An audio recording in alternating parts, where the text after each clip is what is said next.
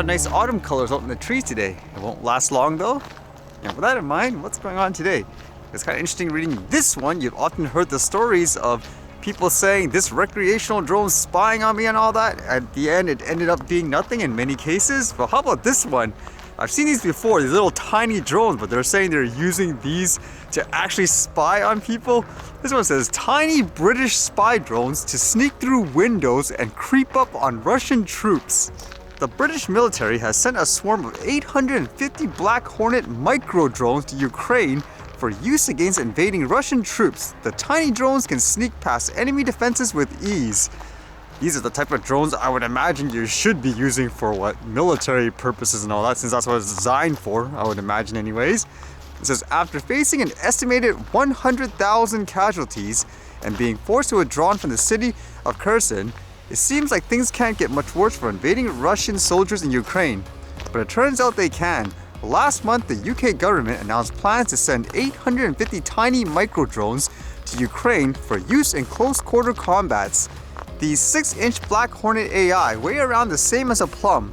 Controlled with an iPad, they can creep around corners and sneak through open windows to give Ukrainian soldiers access to HD footage of enemy positions. And it says what? The 10,000-pound drones aren't cheap, but offer the military powerful situational awareness without having to put human personnel at risk. Not cheap, but in general, again, I would assume military personnel would be using stuff like this. Is there a negative to this? I guess it'll be range. It says here, however, there are still issues with small drones like these. The Black Hornet needs a military operative to position themselves less than 2 kilometers away while they pilot it, meaning they're still placed at risk. There's also ethical questions around the use of drones in combat, particularly as the use of AI becomes more widespread and the drones become autonomous.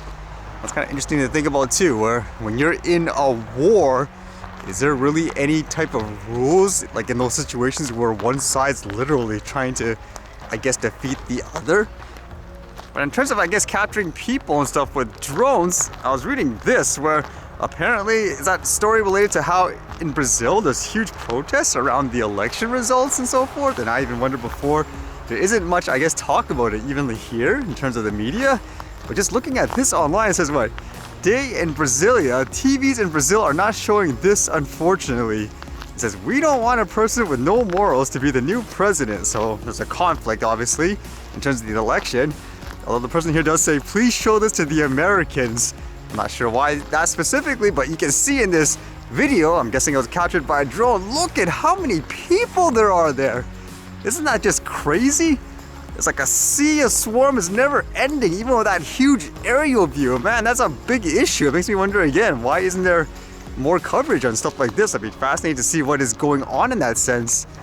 And I guess still with that topic of, I guess, monitoring people and so forth, how about this one? This was a big headline here where apparently someone was charged with espionage, giving away, I guess, things like trade secrets per se. This one says, Hydro-Quebec employee charged with espionage. An RCMP investigation has led to the arrest and charges against Yuesheng Wang, age 35, from Candiac.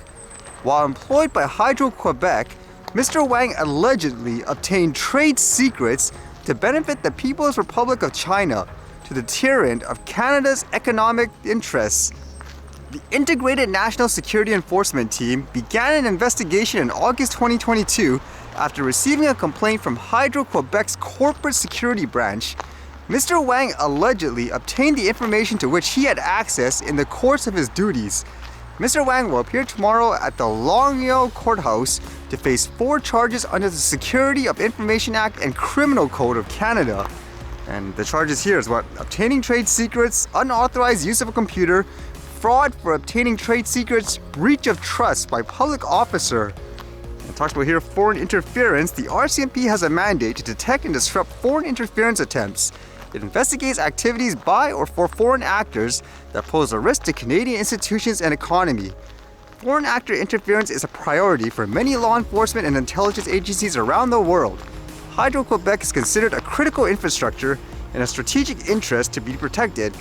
The RCMP and its partners are working together and at risk sectors to improve Canada's response and resiliency to this threat. And I just briefly looked it up. I believe this is the right guy here because it says he's employed by that company, the Hydro Quebec. And I'm just looking at his history. Were there any, I guess, hints that he was sending information back to, I don't know, China and so forth? That's the claim anyways. Now the category does say affiliations versus job, so that could mean anything in terms of those other two. For example, volunteering, but his education seems like it was from China, and I guess the interesting thing is just based on these dates, right after he went elsewhere, like to the UK, for example. It's one of those things, I suppose, you just never know, huh?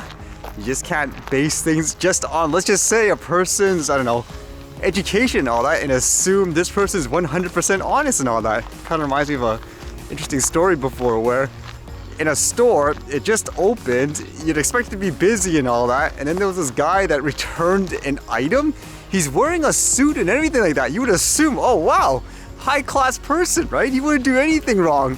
But apparently what he did was he had a fake receipt. It looks really real, but what he wanted to do was he took an item off the shelf, brought it to the counter, and he would get a refund that way, hopefully, because it would be pure profit, right? But unfortunately for that guy, he got caught by the undercover, I guess, workers. They dressed up in regular street clothes, so they caught him afterwards. Like, there, you can't judge things just based on appearance and all that.